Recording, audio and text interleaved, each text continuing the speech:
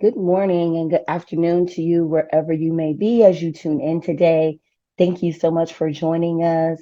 And for those of you who are joining us for the first time, this webinar series is focused on HR and workplace topics with a lens of culture, DEI, and sustainability.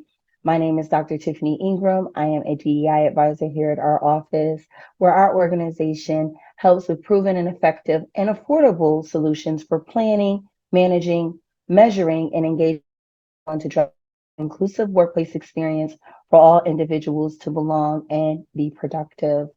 I'm super excited this morning to be joined by Doris Quintanilla, the executive director and co-founder of Melanin Collective, Cassandra Sanchez, who is a DEI practitioner and strategist and founder of Purposeful Disruption LLC. Welcome to you all. Before we get into the meat of this conversation, I want to make sure you're familiar with some logistics. We do use the Zoom webinar tool, which many of you all may be familiar with. It is an interactive webinar, so we really encourage you to use the chat function to provide your comments and even questions as we have our discussion today. Feel free to drop those in the chat. We have one of my colleagues here at our office, Anishka, will be moderating our questions in real time and chiming in as needed. So thank you in advance, Anishka. We will answer as many questions as we can at the end of our discussion and even afterwards if needed, as long as you provide your email address when you ask your question. Please note this session is being recorded and will be available after the webinar on our events page at OurOffice.io. Last but not least, our webinar is approved for SHRM and HRCI recertification credits, and we will be sharing those activity codes later in the discussion. So Doris and Cassandra, it's great to have you here.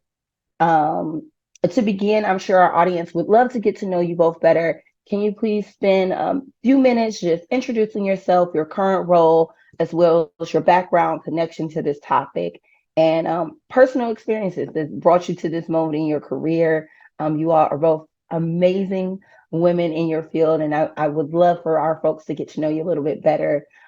Doris, would you like to get started introducing yourself? Thank you. Hi, everyone. I'm Doris Quintanilla. I am co-founder of the Melanin Collective, soon to be the Sinui Collective. We've been working with dismantling toxic workplaces for 7-8 years now, which in DEI work is like 30. I am Salvadoran, first generation, and I'm also disabled. I had a workplace injury that was not cared for, and so it turned into a lifelong disability with the most recent spine surgery I had to get, but I am I'm healing very quickly and feeling a lot better. So part of the work we do is it's personal, right? We lived it, and it's something that we want to change internally, right? So we believe that organizations have to be healthy and equitable on the inside in order to be able to do that on the outside. And so that's the work that we do. Thank you. Perfect. Thank you so much for sharing, Doris. And Cassandra, feel free to introduce yourself. Hi, everyone. My name is Cassandra Sanchez, or Cassandra, if you're feeling so moved. I am a first-gen American. My family is from Mexico. I grew up in a border town in South Texas called Brownsville. So as a first-gen American, I was very much, in Spanish, we say ni de aquí ni de allá, which means from neither here nor there. I was, since my family was very recently arrived, I was not American enough. And then for my family in Mexico, because I was born in the US and going to school in the US and speaking a lot of English, I wasn't technically for them Mexican enough. So that's where that comes from. I've been doing DEI work in official title, right? I say that since around 2015, but unofficially for about 15 to 20 years. I'm still not sure if I should count the 3 years of the pandemic, but I've lived across the country in North Carolina, Chicago, when I thought I wanted to be an attorney, in Idaho, and in Wyoming, and now I'm in the DC area. And in all of those places, because I am ni de aquí ni de allá, neither from here nor there, I always found myself in a space where people were asking me to be sort of that bridge builder, that connector, even if I had no common denominators with the quote, the other that they were trying to bridge to. And so that's what sort of led me into this career in DEI. And I'm currently the senior advisor for intercultural competency, diversity, equity, and inclusion at Cultural Vistas. And I'm also have my boutique consultancy called Purposeful Disruption. So that's a little bit about me. Yes, and as we can see, we're going to have an amazing discussion today. I feel like the experiences that both of you have is really going to shed light in this discussion. And as we know it, this month is Hispanic Heritage Month, and we see it as a celebration overall and recognition in the U.S. that pays tribute to the contributions, cultures, histories, and achievements of Hispanic and Latino Americans. So for those of you who may not know, it's annually observed between September 15th and October 15th. And during this time, you will see organizations host many events and activities and programs to honor the diverse Hispanic communities and their rich heritage. Overall, just a little bit of data surrounding the discussion for today. We see diversity in the workplace is expanding. Data from the U.S. Bureau of Labor and Statistics shows that the number of Hispanic workers in the labor force has grown from 10.7 million in 1990 to about 29 million in 2020, and it is projected to reach 35.9 million by 2030. Additionally, we're seeing Hispanics account for about 78% of net of new workers between 2020 and 2030. That is what's projected. In fact, the labor growth rate has been slowing over the past decades, but really the growth has occurred primarily due to the increase of Hispanic workers. It's really important that we're having this discussion because we really want organizations to take time during this month not to highlight just the diversity of the Hispanic and Latino communities and their unique traditions, but really seeing how we can ensure these events or activities that are planned bring employees together to learn more and also celebrate inclusivity, but really acknowledging the diversity within the Hispanic heritage in hopes to really build solid relationships and create a sense of unity amongst team members that will overall transcend cultural barriers. Cassandra, I know you also may have some additional data points that you want to share around Hispanic and Latinos in the workplace that may help ground our conversation for today. Yes, thank you, Dr. Ingram. So just very quickly, I want to highlight the nuance between Hispanic or Latino, right? Some of us might call it Latino Heritage Month, Latinx, Latine Heritage Month. And so a lot of the statistics that I know Tiffany has shared with you all and the stats that I have access to, they really use those terms interchangeably. So what does that mean? Typically, legally, Hispanic has meant someone who is a descendant of a Spanish-speaking country. And so sometimes that includes people from Spain, right? And Latin America. Typically, Latino is used to indicate anyone from Central and Latin America, which includes Portuguese-speaking people.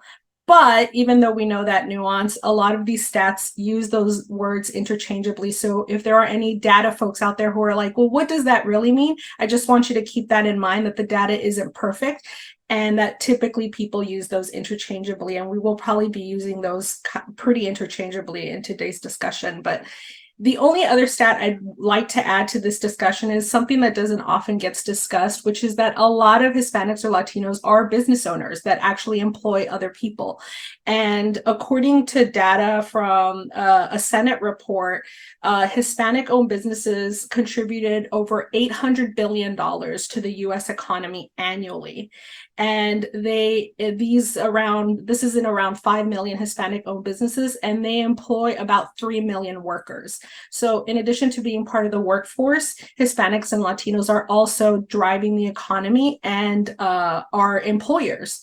So that's something that I just wanted to make sure we highlighted. And then finally, because I identify as a Latina, I also want to point out that this month, in addition to being Hispanic Heritage Month, which ends in October, also falls on Latina Equal Pay Day, which will be October 5th, I believe. And I know our office often hosts webinars around Equal Pay Day. So that means that it takes a Latina woman until October 5th to earn the same as a white male counterpart, so per dollar. So we're paid about 54 to 53 cents on the dollar. Yes, thank you so much for sharing those statistics, Cassandra. And we're definitely going to get into equal pay because that is something that we are seeing in terms of working professionals, or it doesn't matter where you are in terms of what level of work you're engaging in. We are seeing that there is a true disparity in wages, particularly even between women and as it relates to the white male, but overall impacting the community. So would love to get both of your insights on how have Hispanic and Latino communities contributed to the growth and diversity of the U.S. workforce historically and in recent years. Cassandra, I know you just shared about the booming business of small businesses and how that has impacted the economic landscape here in the U.S. Any other statistics that you may want to share, Doris, or thoughts around the growth and the diversity and how the Hispanic and Latino communities have contributed to that?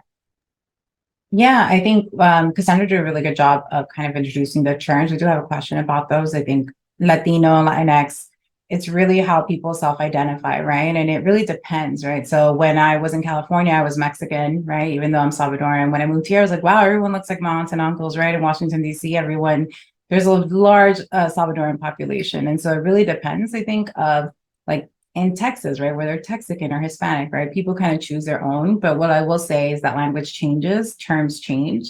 And in Latin America, because Spanish language has everything is gendered, right? The table is female, right? The sun is male. So in order to be more inclusive, we've been using the E. So Latine or Latinx, right? So Latinx is more in the US and Latine is more in Latin America, but it's being used here as well. But in terms of the different groups, right, I would say Latinos are not a monolith. And I think that's one of the challenges that we're going to discuss a little bit later.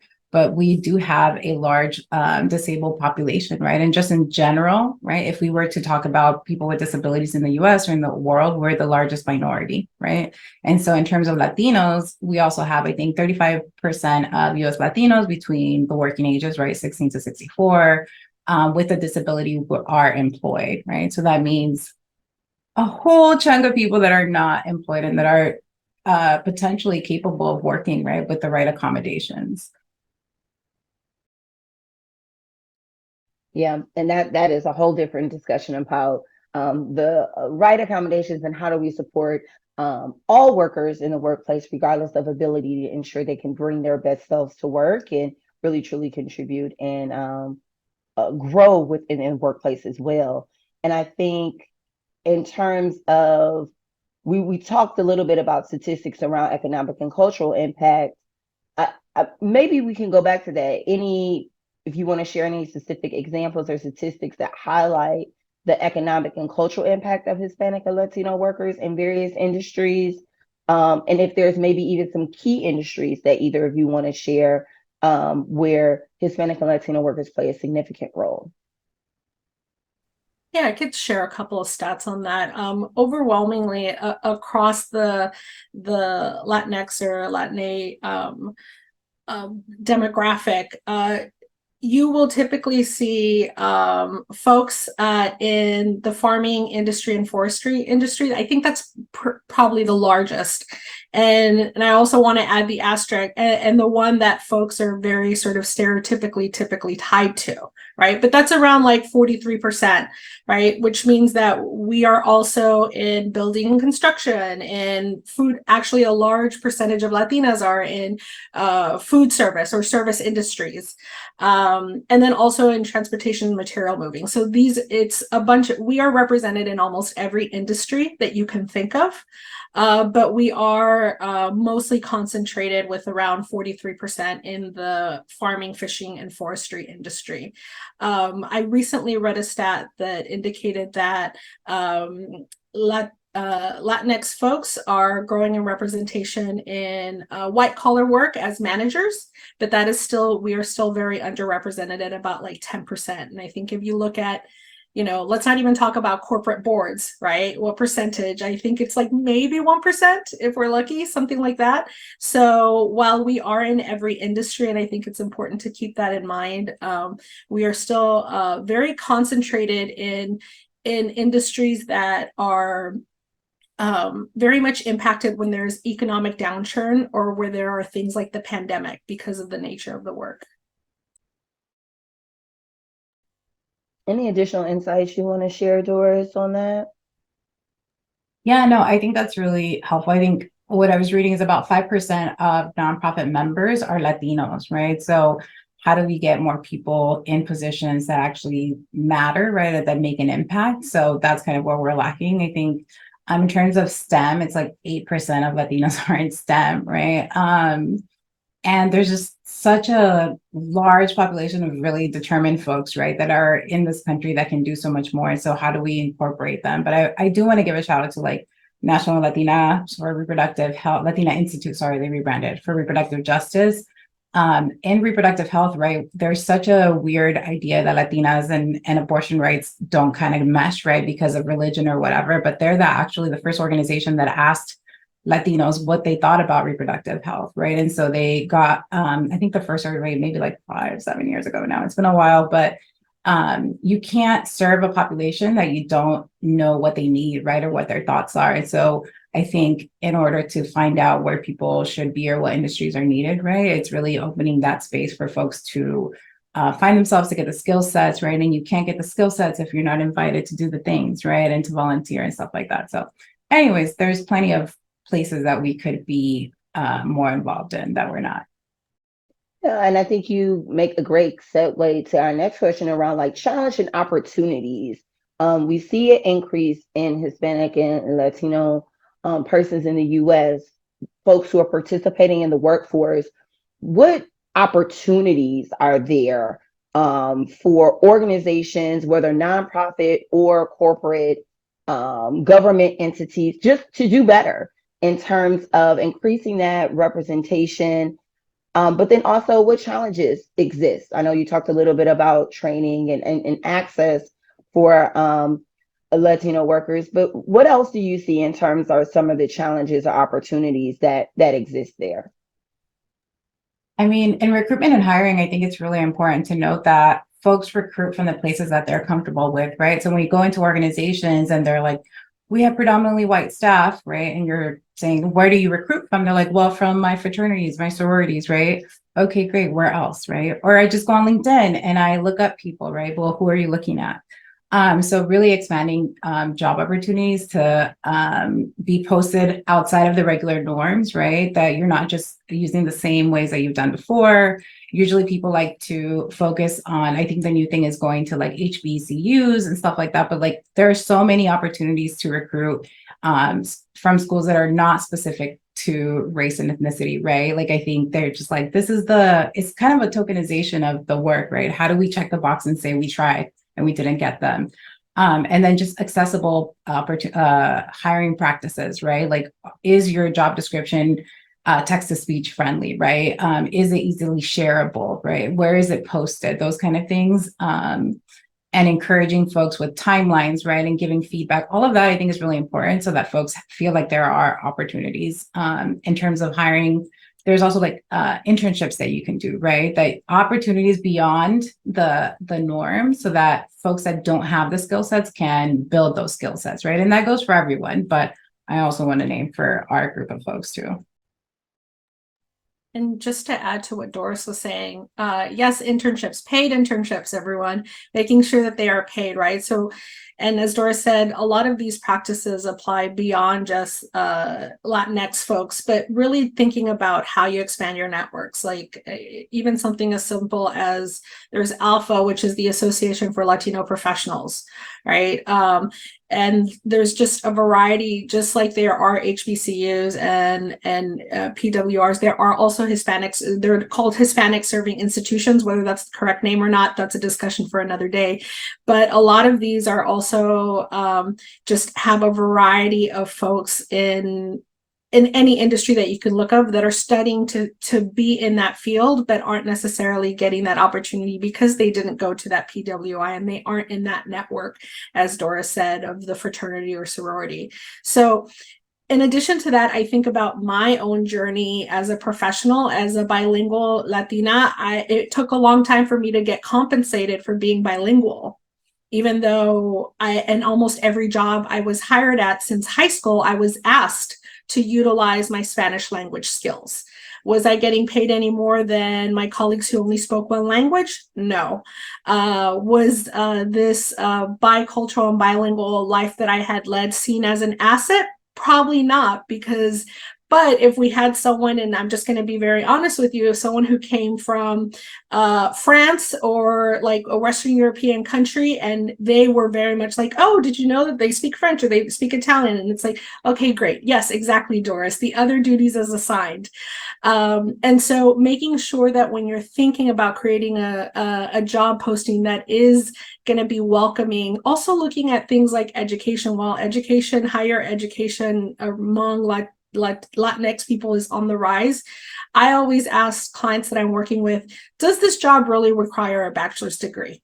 Is that true? Is there another way to get these skills?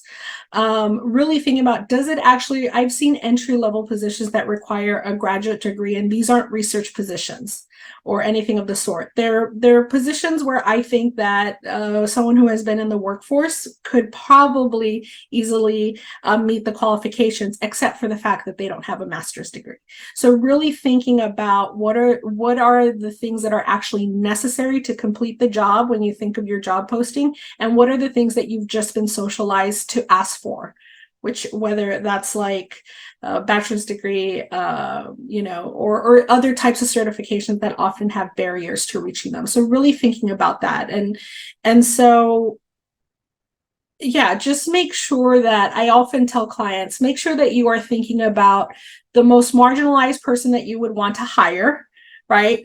And this is someone with a disability, someone in the LGBTQ community, which English isn't their first language, and who is a religion other than Christian. Like, what do you need to do to make this person feel welcome when they're looking at your job search, at your job posting? And of course, salary transparency, right? The movement to make sure that we are publishing salaries when we are publishing our job postings. This is important for everyone involved. It's not just for the person looking for a job, but also for the organization, to make sure that you are keeping up your end of the bargain of creating an inclusive and an equitable workplace.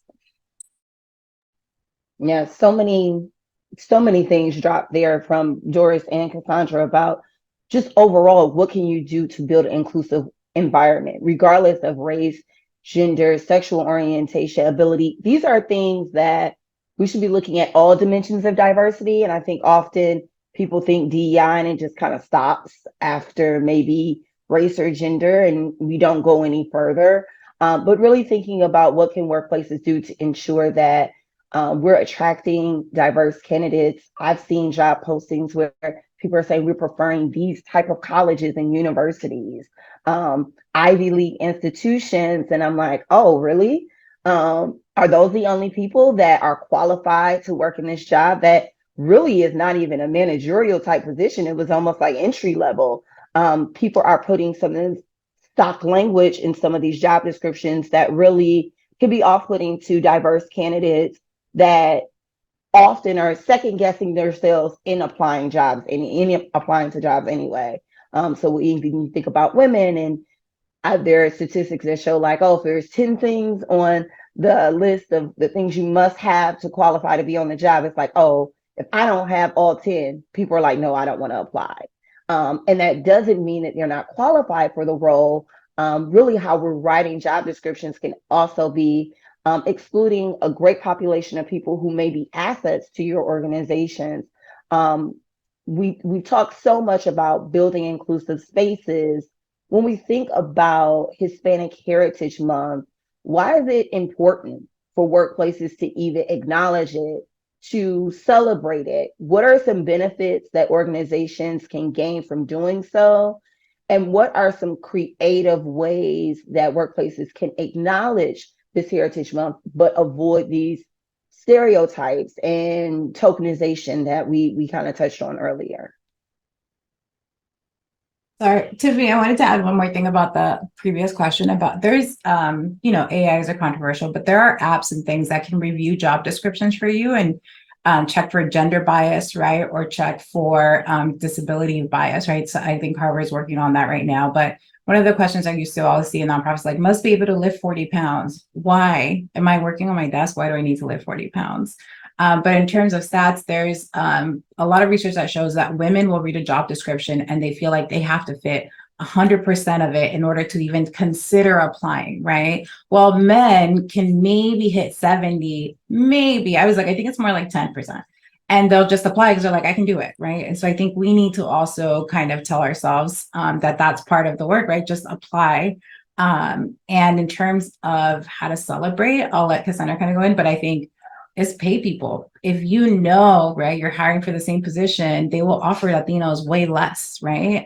Or expect them not to negotiate because that is a class thing, right? You're talking about first generation folks who don't know that you're supposed to negotiate, right? Who are not trained in that, right? There's a lot more conversation of that right now, and there's a lot more like online tools, but it's still a slow process, right? And you can learn all the tools that you want, but if the organization doesn't want to engage with you in a negotiation, there is no negotiation, right? So that pay transparency is really important so that you know where that range is, and this is what I'm going to negotiate within, right? And if you can't negotiate pay, there's other things, time off, right? Other benefits that you can.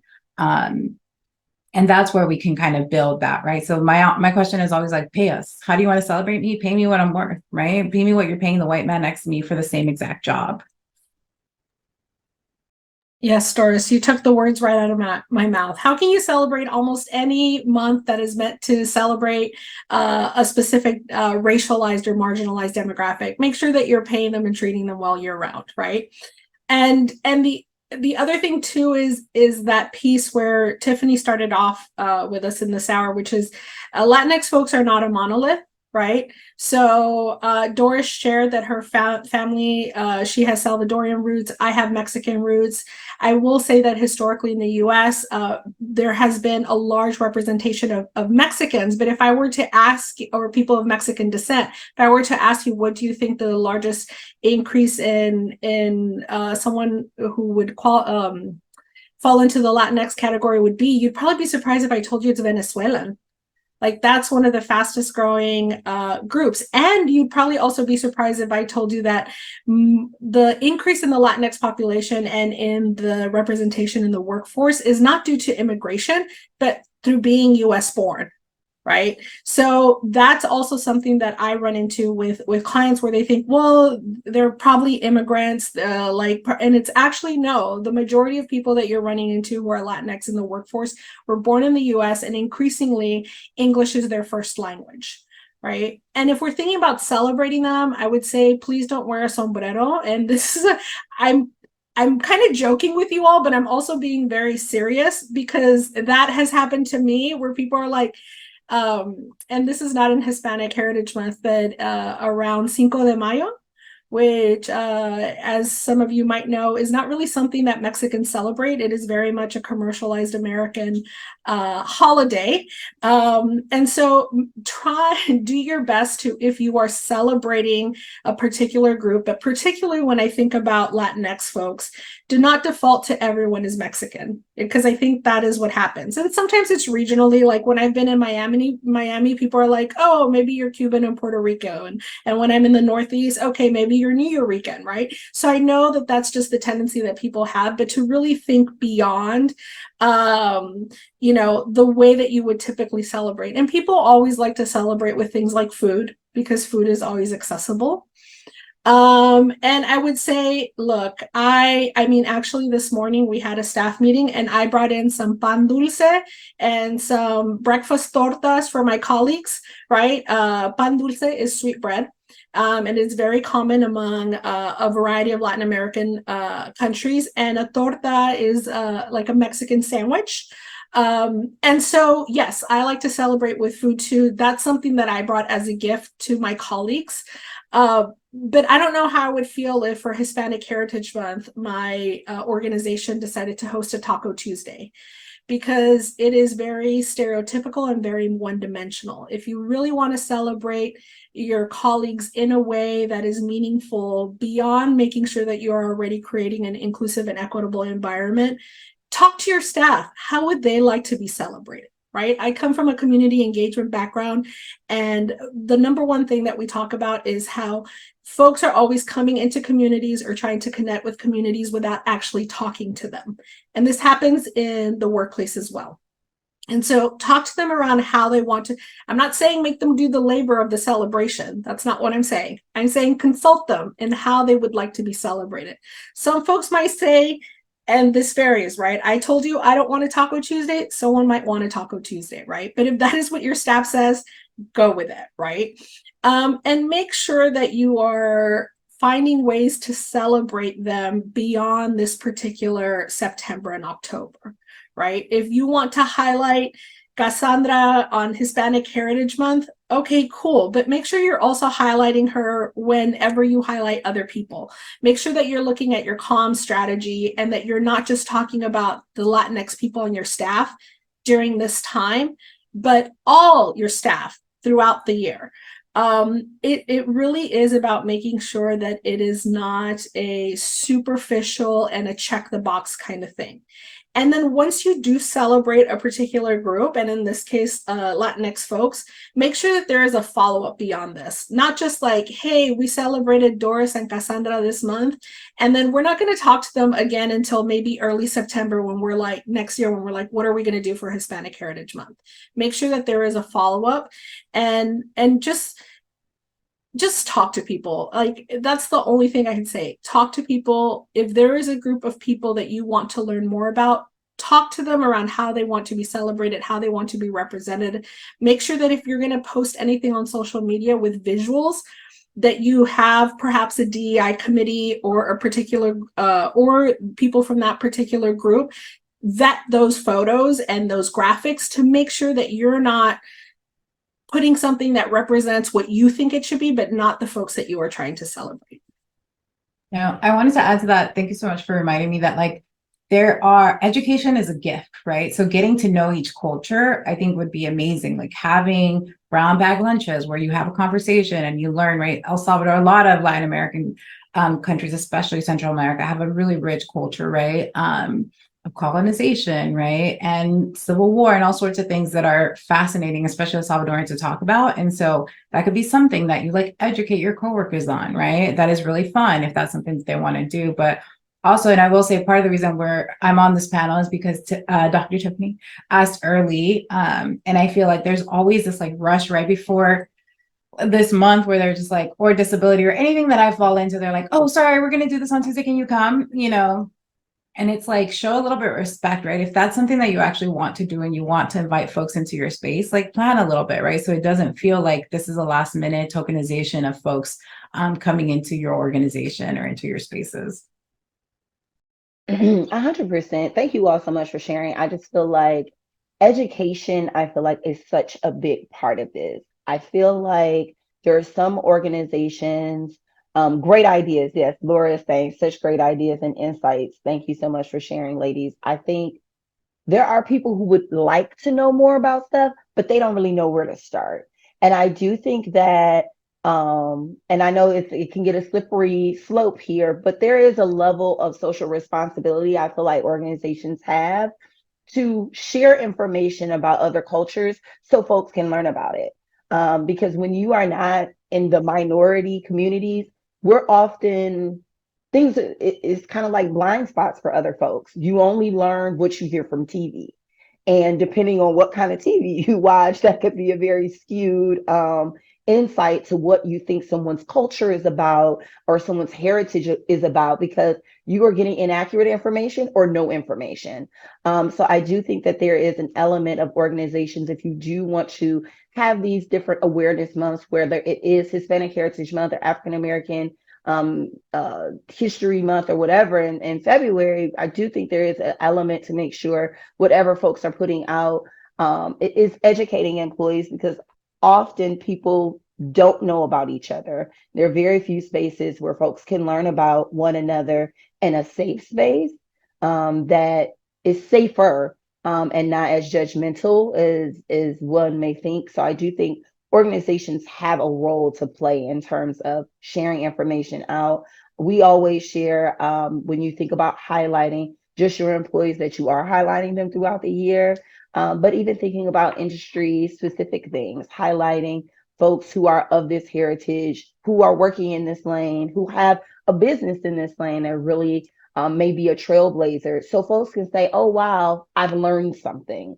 I think sometimes people have events and they're like, I had a taco, but no, what did you learn? Did you learn something about music? Did you learn something about this particular heritage or demographic in your community, and maybe work they may be doing in a community that you're working in or living in? I always want to preface that it's fine to have fun, but I always am pushing with my former education background of like, you need to learn something. Folks should be lifelong learners. And I do think many of these Heritage Month ideas and celebrations need to be rooted in also folks walking away with learning something new. So I think gaps, yes, yes, ma'am. Doris, you really did highlight that in terms of even language, how we discuss this. But there is a lot of gaps in what people assume things should be or how months should be celebrated. That I think definitely you've given insight on how folks can move forward in addressing that, and if they choose to have a celebration, a way to move forward and making sure that it is inclusive for everyone. As we kind of transition to our next part of the discussion, we talk so much about workplace environments. Um, would love to get some insight on fostering inclusive cultures that value perspectives and contributions of Hispanic and Latino employees. I think even some of the insights you shared earlier, Cassandra, about folks where English may not be their first language, making sure that workplaces are inclusive of that. And I think sometimes language people claim is a barrier, but I think also we also need to be more inclusive in welcoming diverse persons into the space as well. So we would love to hear whoever would like to take this one first around best practices and kind of fostering that inclusive workplace culture. I'm happy to kick us off. So yes, English might not be your first language. And if someone is identified as Latino, guess what? Spanish might not be their first language either, because in Latin America, there are a lot of indigenous populations where they were able to maintain their language and not adopt the language of Spain, of their colonizer. So I think that's also something very important for us to keep in mind when we're thinking about creating inclusive workspaces. The other thing too, that is something that is very common across Latinx folks, is the role of being a caretaker for a lot of people in the workforce. And so what I mean by caretaking is not just being a parent, but maybe taking care for a family member who is older, who might have health needs, or even just being an aunt who takes care of your nieces and nephews, right? Or someone else in your extended family or in your neighborhood, because there is a strong tradition of caretaking among a lot of Latinx families. And what that means is when you're looking at things like family leave, right? Making sure that it's not just geared to maternal leave, right? A lot of organizations have made strides for it to just be parental leave, right? To be more inclusive, but really thinking about when we're talking about bereavement, when we're talking about parental leave or leave for medical reasons, how inclusive are you being around the definition of family? Because a lot of folks in the Latinx community have an extended family, and they have duties that they might require extra flexibility, because it's not exactly their spouse or it's not exactly their child, but that doesn't mean that the relationship isn't as strong as those relationships are typically seen. The other thing I want to highlight is that LGBTQ identification among Latinos is actually pretty high. It's higher than among other demographics. And that's not something that a lot of people think about, because there is that connection between Latinx folks and Catholicism and conservatism when it comes to gender and sexuality. But I also want to highlight that piece where if we have a very high self-identification about LGBTQ and Latinx folks, that means that those who gets benefits on someone's insurance is also important, right? Because like I said, it's not always your spouse, it's not always your child, it's your chosen family that might be different. Also thinking about access to services for folks who are transitioning, right? Who are non-binary or who are looking to get a specific health needs met that are fall under the LGBTQ plus umbrella. Making sure that when you are, like I said earlier, when you are thinking about these benefits for your most marginalized folks, not forgetting that that could also include Latinx people or Black people in the US, right? And that's just something that I think has come up for me more recently, is that caretaker leave piece, where it can often be a barrier because we think of leave as being strictly for our family, right? For our sort of what is it, traditionally defined ideas of family. Doris, I'm sure you've got much to add. No, I love that. I was joking that 2 years ago, I went home and I had to take care of my mom for a little bit. So I ended up being in Santa Ana, Orange County for 3 months. And this summer she had to come and take care of me, right? So I'm kind of like, this is a back and forth of elder care, right? And it is a job, it's a responsibility, right? Even having to call Social Security for her, like, takes me 4 hours sometimes. I'm like, dude, please do not transfer me one more time. So flexible workplaces is really important, flexible work schedules, right? And giving people time off to go to the doctor and then they come back and work those 2 hours they took off is actually not giving them time off, right? So being mindful of that. We have a lot of parents, single parents that are working. So flexible work schedules, remote work schedules are really how people stay or why people stay in the workplace, right? So if the goal is job security, health insurance, right, and flexible work schedules, it's really easy for employers to provide that. It doesn't cost you much, right, to do that. But I think in terms of what fosters a healthy workplace is that pay transparency.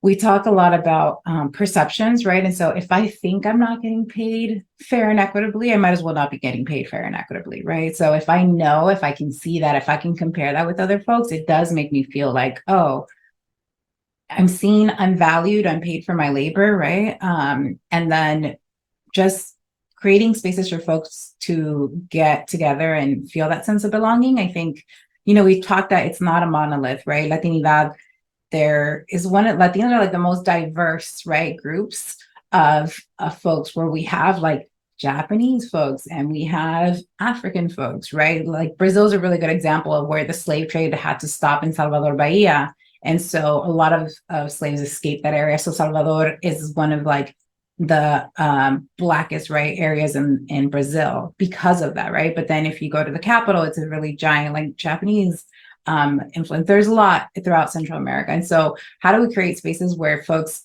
can find each other, can have a sense of belonging, can just hang out, right? Affinity spaces are really important for folks to come together to just kind of vent about work or talk about what it means to have your elder mom coming into all your Zoom calls when you told her that you're on Zoom, right?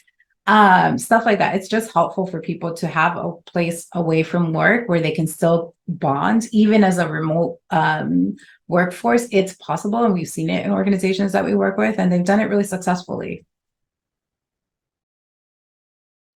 Yes, thank you so much for sharing. I think you all have touched on so many things that our organization talks about often in terms of creating inclusive workplaces, and caregiving has come up as a top thing across race, across gender, across age, as we have a more aging population. I don't know anyone who, I know at least each one of my friends in the last 2 years were taking care of a grandparent or a parent.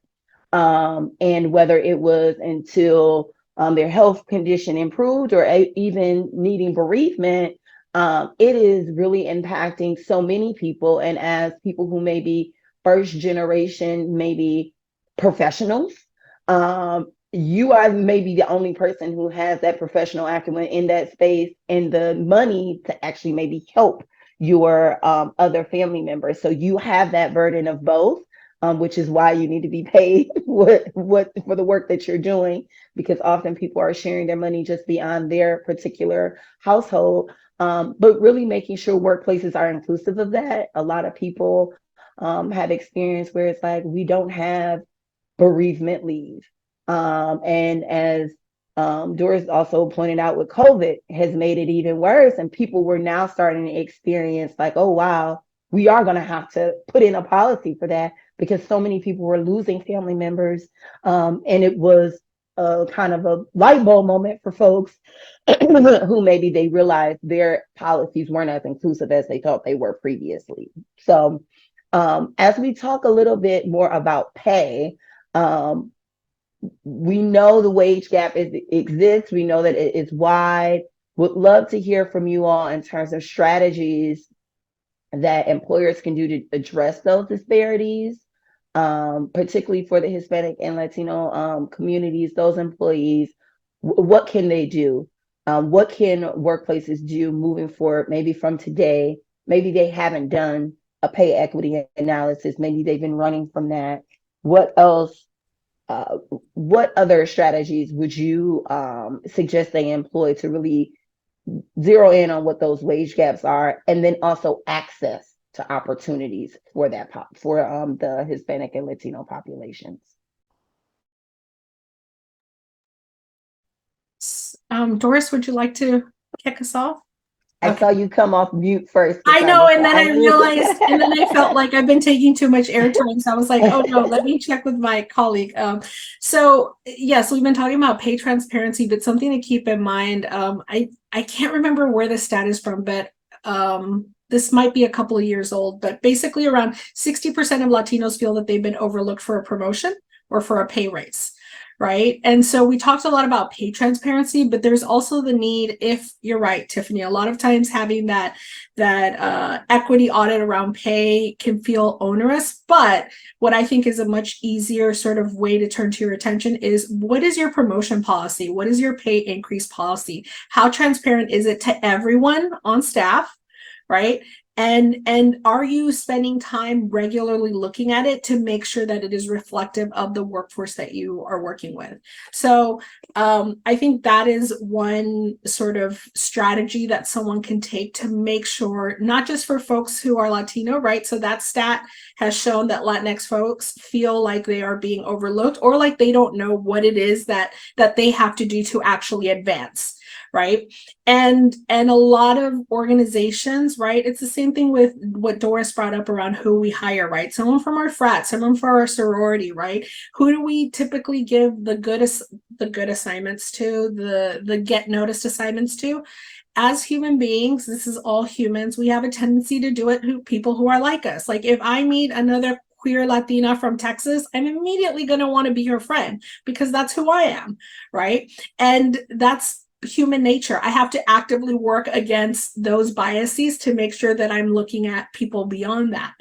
But making sure that whatever policies you have in place that create an avenue for advancement are number one, are adhered to, right, by everyone, right? Because there's always an exception. And I always tell clients, well, your exception has become your culture, right? And the other is making sure that everyone on staff understands it, from the person who is submitting someone for a promotion to the person who wants to get a promotion. It should be easily accessible. There's no reason why someone has to search an employee handbook that they received 5 years ago to try to figure out what the bereavement policy is or what the promotion policy is. These should all be very easily accessible to everyone. And the other thing I think that is important for folks to think about when you're creating, when you're trying to employ a strategy to make sure that you're retaining your Latinx folks is, studies have shown across demographics that sponsorship or mentorship programs are really important. And a lot of us have heard of mentorship, right? Where it's like you get a mentor and they kind of like show you the ropes. But the difference between mentorship and sponsorship, the way that I tell clients is sponsorship is where someone who has either higher or positional power or influence talks about you when you are not in a room in a positive way to promote the work that you are doing. That's the difference, in my opinion, between sponsorship and mentorship, right? Making sure that you are not just for Latinx folks, but also for Black women, which are also a group that is historically overlooked for promotions and for pay increase. Making sure that you are creating opportunities for mentorship and sponsorship specifically for groups that have been marginalized.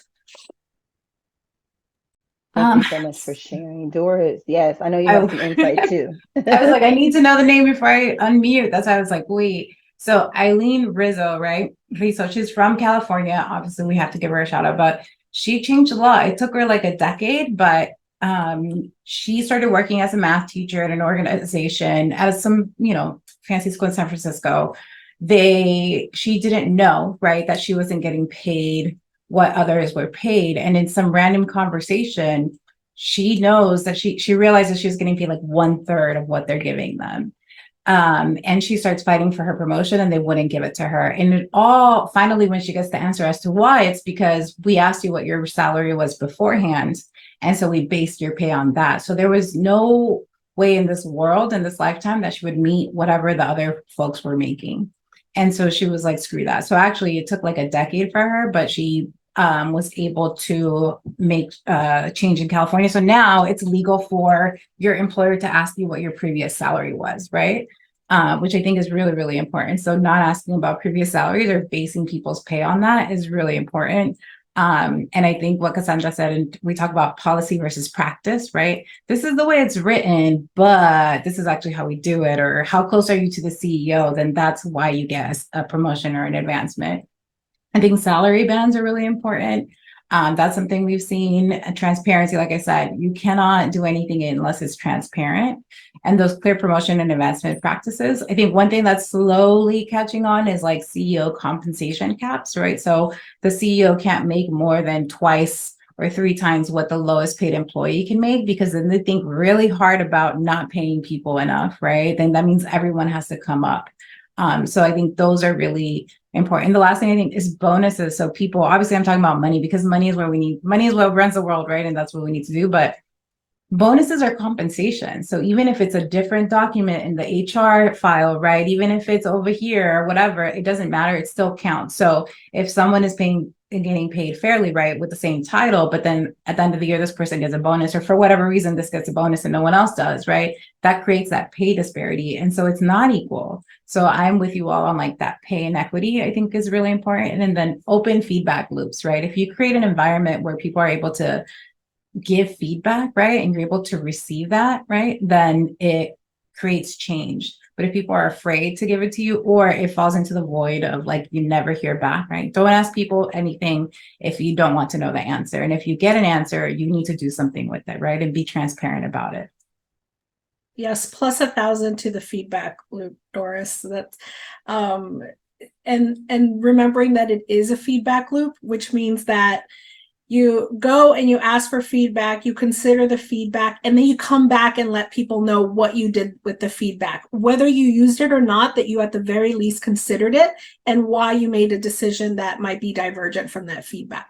So making sure that you're creating that culture with your staff around, as Doris said, that transparency and communication, but not forgetting to actually close the loop. Because a lot of people are like, we have surveys all the time. Why are people so upset?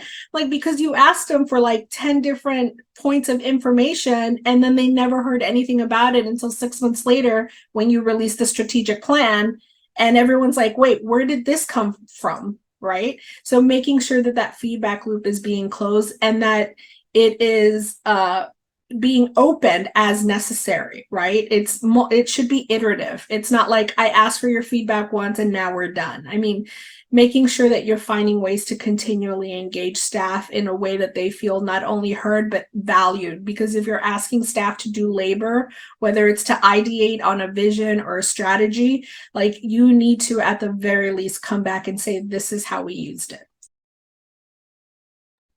100%. And much of the work that we do at our office, we help people administer a survey, but also help them build their DEI strategic plans. And many of that is like making sure your leadership team is communicating that vision and the feedback that you got from the staff, making sure that you are, as a leader, are sharing how those values are going to live within the organization.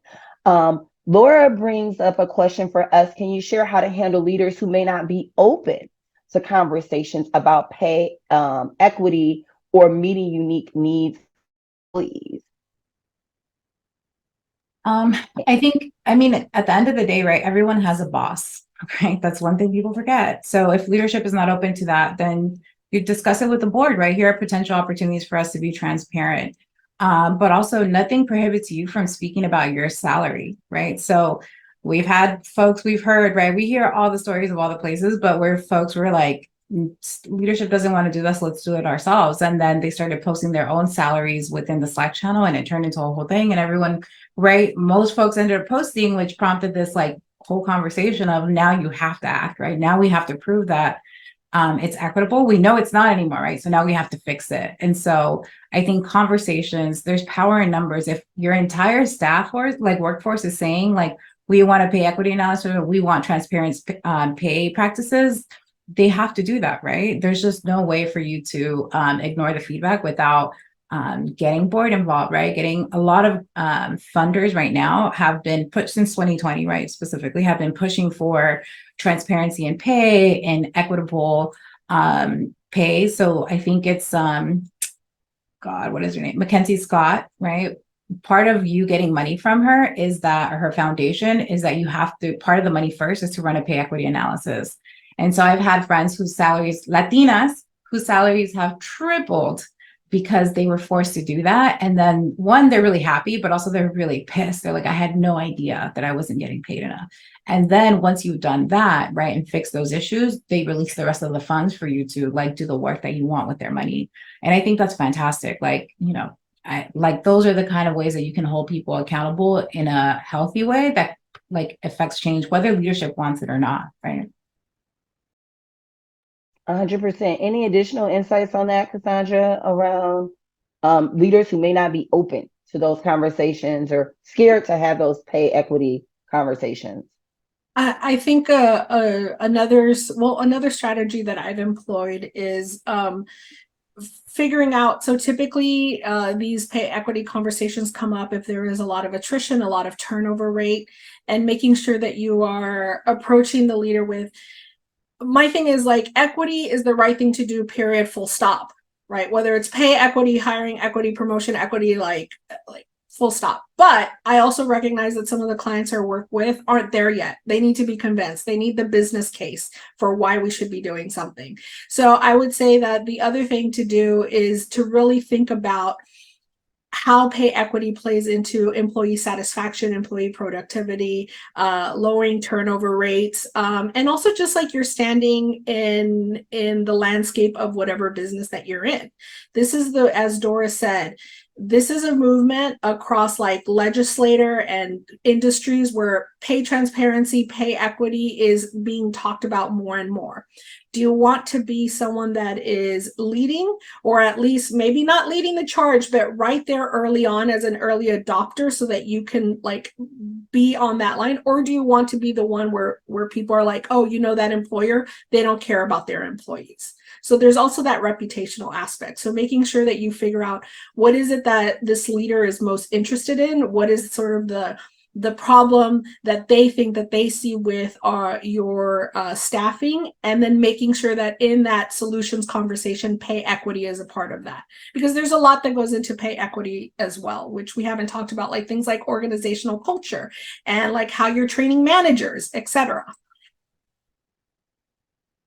100%. And the pay equity discussion is very vast. And it's a lot of different angles and a lot of people that need to get on board in terms of even the career laddering and what every level should be paid and what that band looks like, getting your HR team involved. It's a lot of buy-in that needs to happen, even from managers and how they talk about promotions and discussions for that. It is a whole conversation we could talk about that exclusively for the next hour.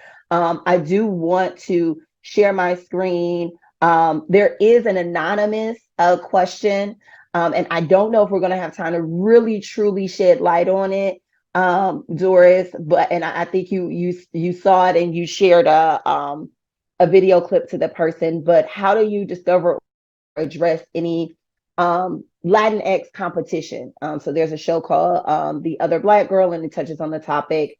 Would love to get your insights, maybe in 30 seconds.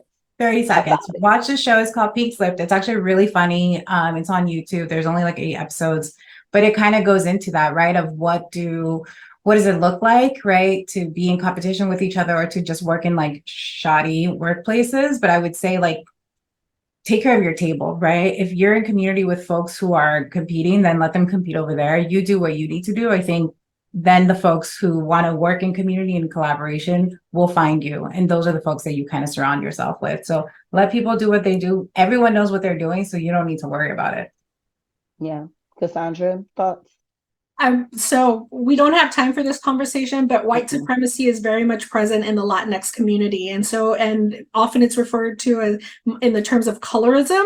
And so I will say that, yes, there is a thing with a lot of marginalized groups where there is competition, or in the particular case of The Other Black Girl, where it feels like it is sabotage from someone else from your group. And a lot of it often lies on the line of how close you are to whiteness, whether that's in your appearance or in the way that you operate. So it's hard to identify when you are outside looking in, but it is very much an issue that we experience and that I've experienced personally because of the way that white supremacy and colonization shows up in our communities. 100%. That is another discussion for another day because it happens in the Black community as well. I thank you all so much for sharing your insights and excellence with our audience today. Audience members, thank you so much for joining us. We hope you've learned a lot today. And again, the recording will be up on our website as well. Have a great rest of your day.